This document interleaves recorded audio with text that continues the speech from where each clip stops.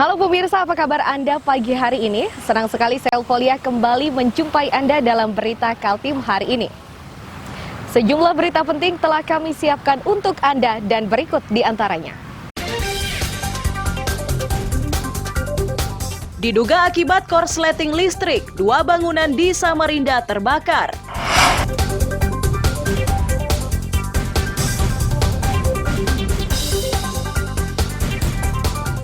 Penyebab kematian wanita yang bekerja sebagai pemulung di Samarinda masih misterius.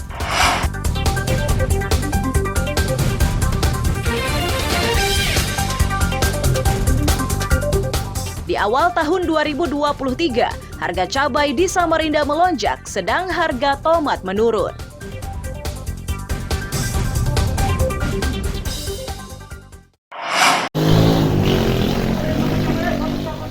Api yang membakar bangunan rumah di Jalan Pusaka Loa Bahu, Sungai Kunjang, Samarinda dengan cepat membesar dan meluas karena bangunan terbuat dari kayu yang mudah terbakar. Warga menyebut api pertama terlihat dari bagian atas salah satu rumah yang terbakar. Upaya memadamkan api dilakukan warga bersama petugas dan relawan pemadam kebakaran. Hanya saja kencangnya tiupan angin membuat api sulit dikendalikan.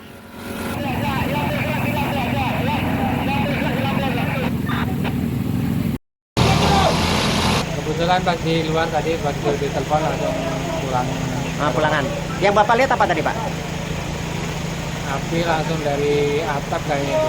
Dari atap, Pak, ya? Kemungkinan korslet listrik. Ada penghuninya, Pak, rumah itu, Pak? Ada nenek-nenek tadi. Nenek-nenek, Pak, ya? Tapi langsung dikeluarkan sama tetangga tadi. Oh, dikeluarkan sama tetangga. Sempat ada ngeluarkan barang-barangnya nggak, Pak? Barang-barang nggak ada, cuma nenek itu aja langsung dikeluarkan. Kondisi ini terbakar rumah kontrakan. Rumah tunggal lah, rumah tempat tidur. Rumah tunggal. Pada saat dibakar ada penghuninya, Pak? Ada. Berapa orang di sini, Pak? Yang pengen tahu berapa sih itu, Pak? Itu 2 orang aja.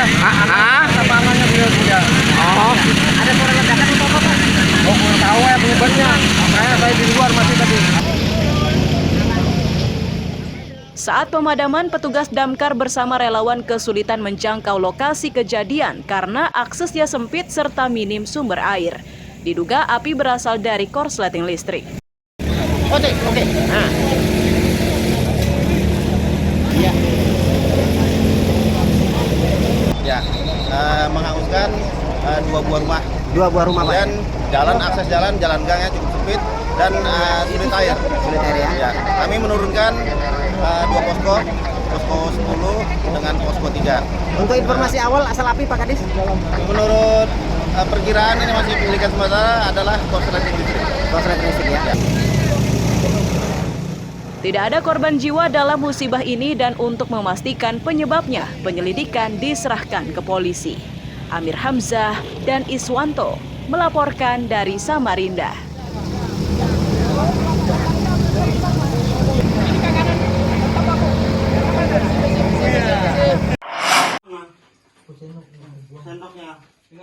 Pengedar narkoba jenis sabu-sabu bernama Ramlan ini digerebek Satres Narkoba Polres Berau di rumahnya Jalan Cut Nyadin, Kelurahan Rinding, Teluk Bayur, Selasa dini hari. Sebelumnya polisi menangkap Bayi Fatmi di Jalan Durian 1, Tanjung Redep di hari yang sama. Dari keduanya polisi menyita barang bukti 66 gram sabu-sabu. Tadi Pak dibungkus di dalam plastik hitam ini, Pak. Kapolres Berau AKBP Sindu Brahmaria menyatakan pelaku merupakan target polisi. Polisi memastikan narkoba yang disita dari kedua tersangka ini dipasok dari Kalimantan Utara. Yang semakanya secara sedikit yang didapati barang bukti lebih banyak 27 gram dari tersangka R. Total barang bukti yang diamankan adalah 24,13 gram. 0,43 gram dari tersangka B, kemudian 23,7 gram dari tersangka R.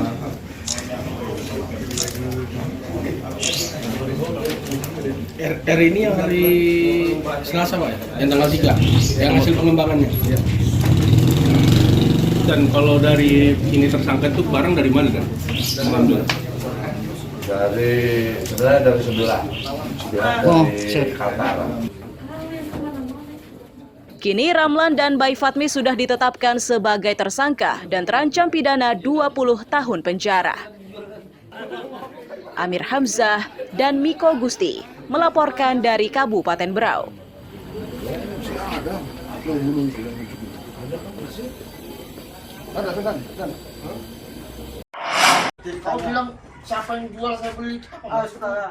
Amin alias Adam, pelaku penikaman yang bersembunyi di sebuah bengkel rinding Teluk Bayur, Kabupaten Berau, Selasa petang diringkus polisi. Tak lama setelahnya Amin digiring ke kantor polisi dengan luka tembak di kaki. Polisi terpaksa bertindak tegas karena Amin berusaha melarikan diri. Kapolres Berau AKBP Sindu Brahmaria menyatakan, penikaman oleh Amin terjadi di kawasan tepian Jalan Ahmad Yani, Tanjung Redep, Selasa dini hari. Amin nekat menikam korban bernama Sofian karena tidak terima ditegur korban. Penikaman tersebut mengakibatkan Sofian tewas. Dan semuanya diawali dengan minuman keras. Berarti keduanya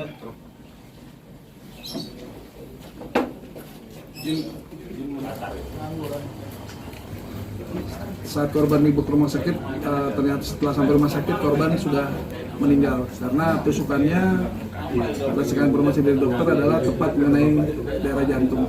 Pak, pemicu keributan apa Pak?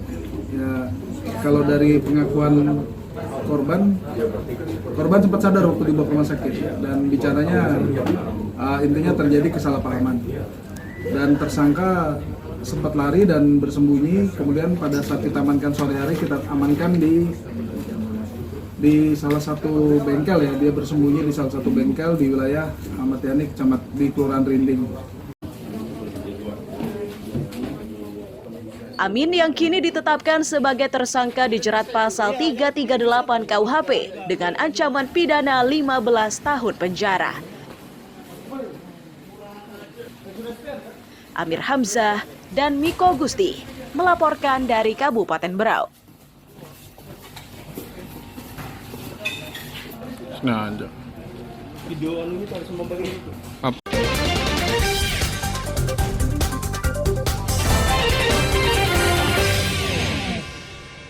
Masih bersama saya Ufolia, pemirsa, kembali kami sampaikan 3 berita utama Kaltim hari ini. Diduga akibat korsleting listrik, 2 bangunan di Samarinda terbakar.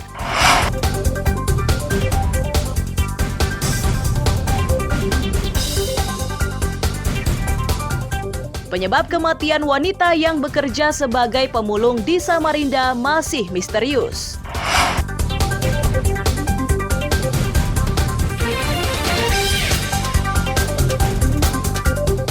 Di awal tahun 2023, harga cabai di Samarinda melonjak, sedang harga tomat menurun.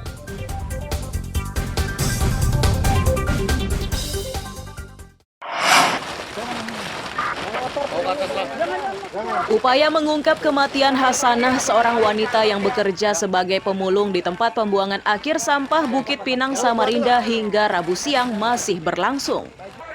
Polisi menyelidiki perkara ini karena kematian Hasanah dinilai janggal. Salah satunya mulut Hasanah yang disumpal kain dan bertelanjang dada. Kapolresta Samarinda Kombes Pol Arif Fadli menyatakan, upaya yang sudah dilakukan diantaranya meminta keterangan sejumlah saksi, menggelar olah TKP, dan melakukan autopsi terhadap jasad Hasanah serta mengerahkan anjing pelacak.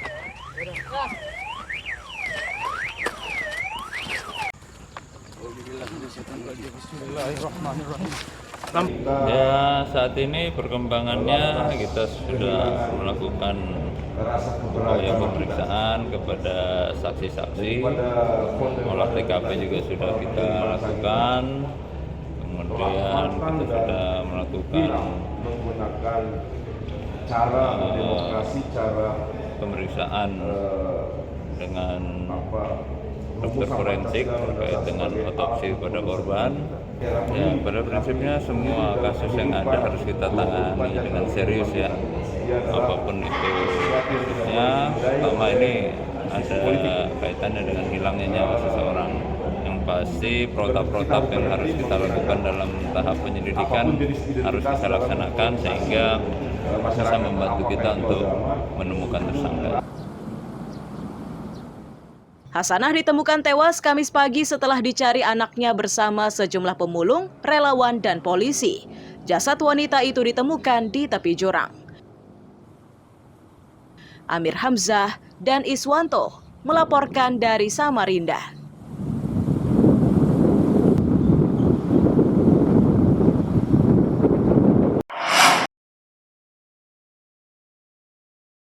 Nurjanah, istri dari Bisri, salah satu tahanan yang melarikan diri dari sel Polresta Balikpapan, ditetapkan sebagai tersangka. Nurjanah dijadikan tersangka karena ikut membantu suaminya bersama 10 tahanan lainnya melarikan diri pada Sabtu dini hari lalu. Nurjanah ditangkap bersama suami di kawasan Jalan Poros Bontang Kutim. Nurjanah membantu tahanan kabur dengan memasukkan gergaji besi yang digunakan para tahanan merusak ventilasi udara sel Mapolresta.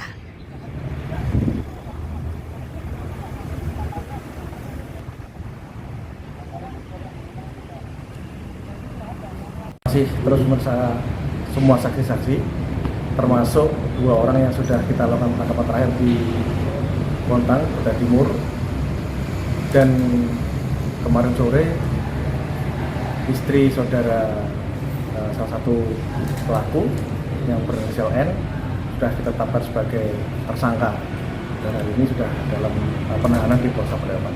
Itu terbukti dia memang ikut membantu? Ya, kita masih melakukan pendalaman dan yang bersangkutan juga turut serta dalam pelarian dari para tahanan yang dari Polres Balikpapan. Hingga Rabu siang sudah 5 tahanan kabur yang berhasil ditangkap, sedang 5 lainnya masih diburu.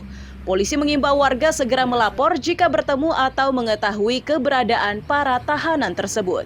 Amir Hamzah dan David Purba melaporkan dari Balikpapan.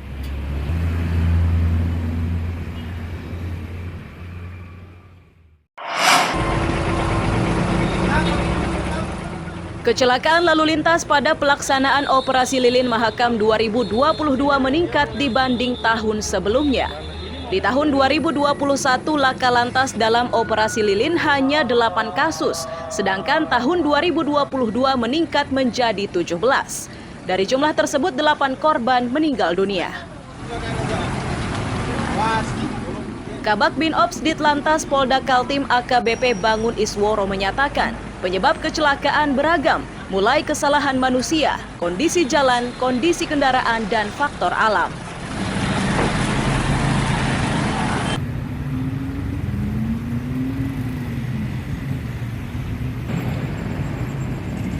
Untuk hasil operasi Lilin Mahakam selama 11 hari dari tanggal 23 Desember sampai dengan 2 Januari 2023. Kamseltit Lantas, dalam hal ini laka lantas, juga mengalami kenaikan.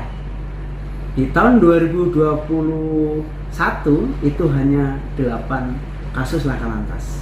Kemudian di tahun 2022 naik menjadi 17 kasus laka lantas atau sekitar 113%.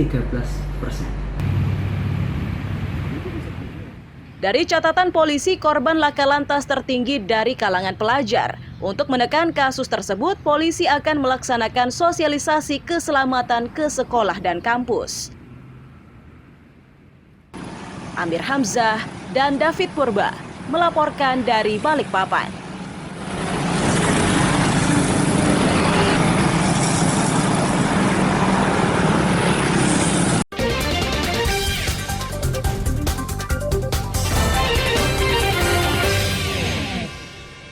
Masih bersama saya Ufolia, pemirsa, kembali kami sampaikan 3 berita utama Kaltim hari ini.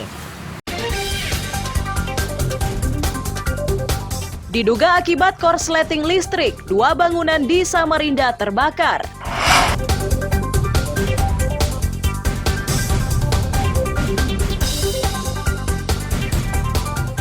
Penyebab kematian wanita yang bekerja sebagai pemulung di Samarinda masih misterius.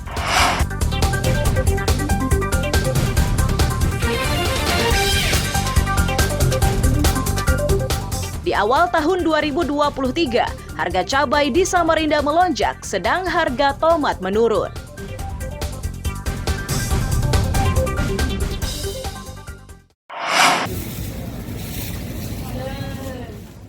Harga cabai di Pasar Segiri Samarinda pada awal tahun 2023 melonjak. Cabai yang sebelumnya dijual Rp50.000 per kilogram, kini naik menjadi Rp60.000 per kilogram. Kenaikan harga cabai ini dampak tingginya permintaan, sedangkan pasokan sulit didapatkan. Cabai yang sebagian didatangkan dari Sulawesi itu sulit masuk ke Samarinda karena kapal pengangkut tidak berani berlayar akibat terhalang gelombang tinggi.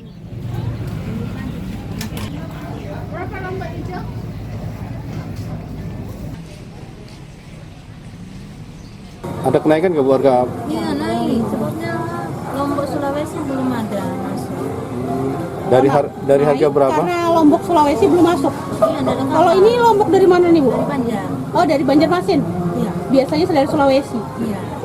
Biasanya? Kemarin 55, 50 sebelum tahun baru. Oh sebelum tahun baru 55, 50 ya. Kalau harga normalnya itu sudah Bu ya? Iya harga normal kemarin kayak gitu. Oh berarti sudah naik 5.000 nih Bu? Iya itu kan Lombok Banjar aja yang masuk. Lombok Banjar. Tapi sama aja harganya. Sementara itu harga jual tomat sepanjang Rabu siang justru menurun dari Rp14.000 menjadi Rp12.000 per kilogram. Harga jual tomat terpaksa diturunkan agar cepat terjual.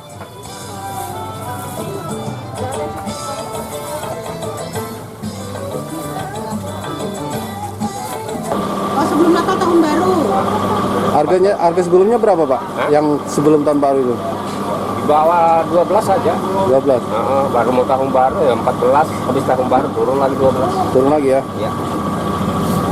Untuk stoknya banyak aja nggak Pak? Banyak Kak. Bagi pembeli, kenaikan dan penurunan harga dinilai masih dalam batas wajar. Mereka pun bisa memanfaatkan situasi tersebut untuk memenuhi kebutuhannya.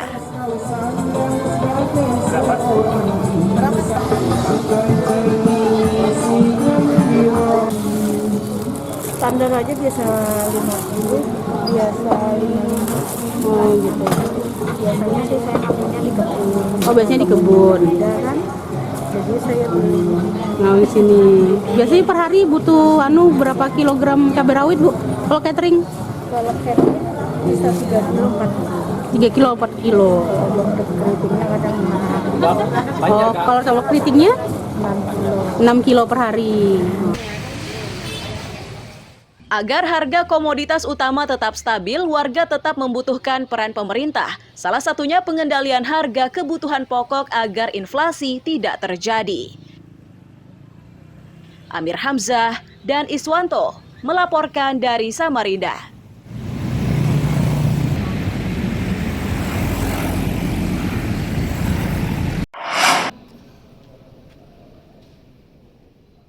Puluh anggota Panitia Pemilihan Kecamatan atau PPK di Samarinda Rabu siang dikukuhkan dan akan ditempatkan di 10 kecamatan sekota Samarinda. Para anggota PPK yang dilantik ini akan bekerja selama 15 bulan atau hingga pelaksanaan pemilu 2024 tuntas dilaksanakan.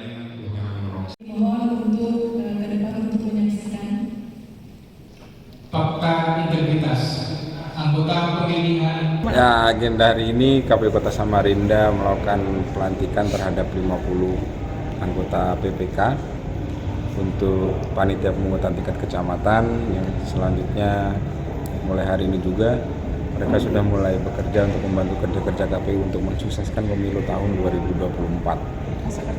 Dan masa kerja mereka 15 bulan.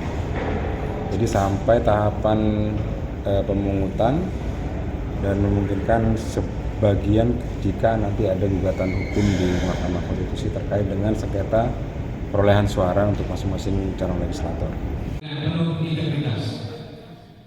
Wali Kota Samarinda Andi Harun menegaskan metode penghitungan suara pada pemilu 2024 berbeda dengan sebelumnya. Mereka akan menerapkan teknologi yang mampu dipantau oleh polisi, tentara, dan jaksa. Metode ini memberi pesan kepada caleg agar tidak melakukan kecurangan dalam bentuk apapun. Semua peserta pemilu, termasuk para caleg, bahwa sistem pengawasan kita itu berlapis, sehingga bisa menahan diri untuk tidak melakukan kecurangan dalam bentuk apapun atau tindakan di luar hukum dari proses penyelenggaraan pemilu, baik pada masa kampanye, masa tenang, penyelenggaraan, perhitungan, dan rekapitulasi sampai pada pelantikan. PPK yang baru dilantik ini akan segera diberi pembekalan dan selanjutnya melakukan pemilihan panitia pemungutan suara tingkat kelurahan. Amir Hamzah dan Iswanto melaporkan dari Samarinda.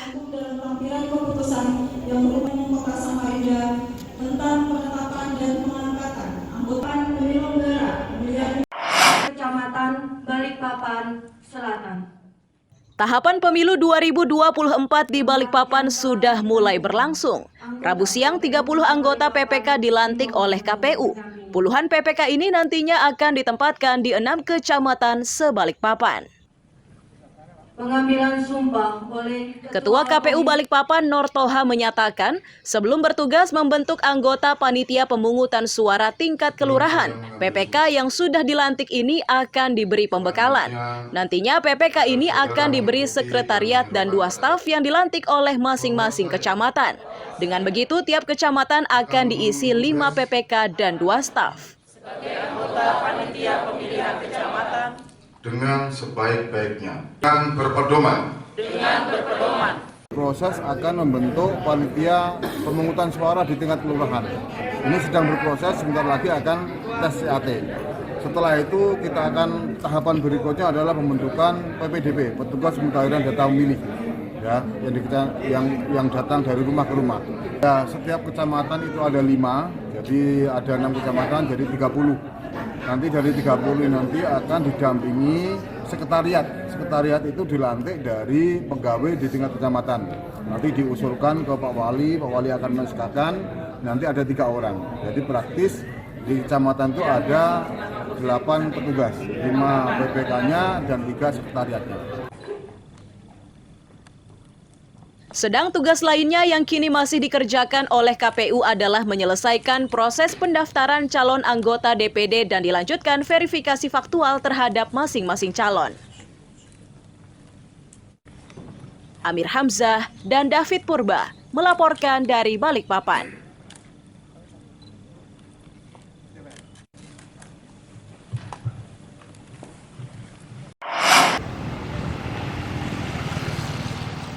Borneo FC memanfaatkan libur putaran pertama Liga Indonesia 2022-2023 dengan tetap berlatih. Lokasi yang dipilih adalah area pemusatan latihan di Stadion Sempaja Samarinda Rabu sore. Jelang putaran kedua ini, beberapa agenda sudah disiapkan oleh manajemen dan salah satunya menambah kekuatan tim. Presiden Borneo FC, Nabil Hussein Said Amin menyatakan beberapa nama sudah mereka kantongi. Kekuatan pesut etam julukan Borneo FC akan ditambah karena tim kebanggaan warga Samarinda ini berambisi meraih juara di musim kali ini.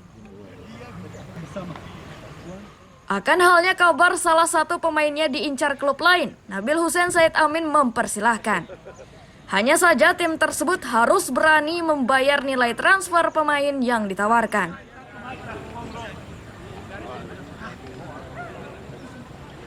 Kemungkinan juga ada penambahan pemain, ya entah itu di sektor asing atau di lokal, nanti kita lihat di beberapa hari ke depan. Kalau ada kejutan, insya Allah ini kejutan, tapi ini demi kebaikan Borneo.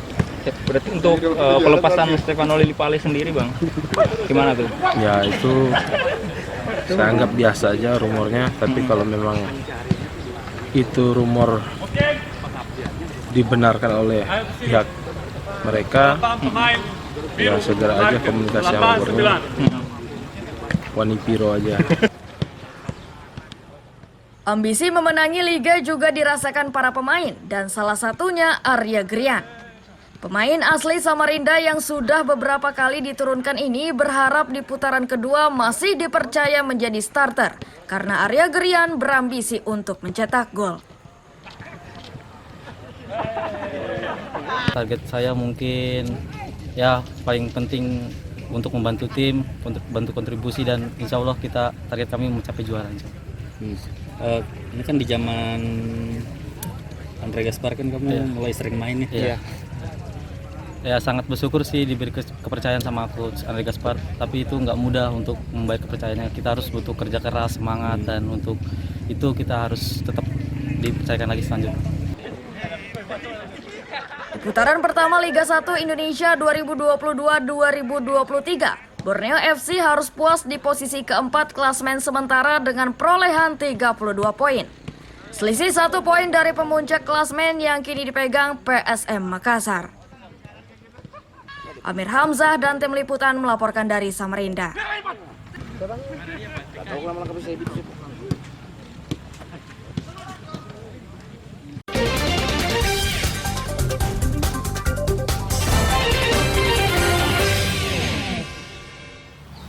Pemirsa, informasi tadi sekaligus menutup perjumpaan kita kali ini. Akhirnya Selvolia beserta tim redaksi yang bertugas mengucapkan selamat pagi, selamat beraktivitas, sampai jumpa.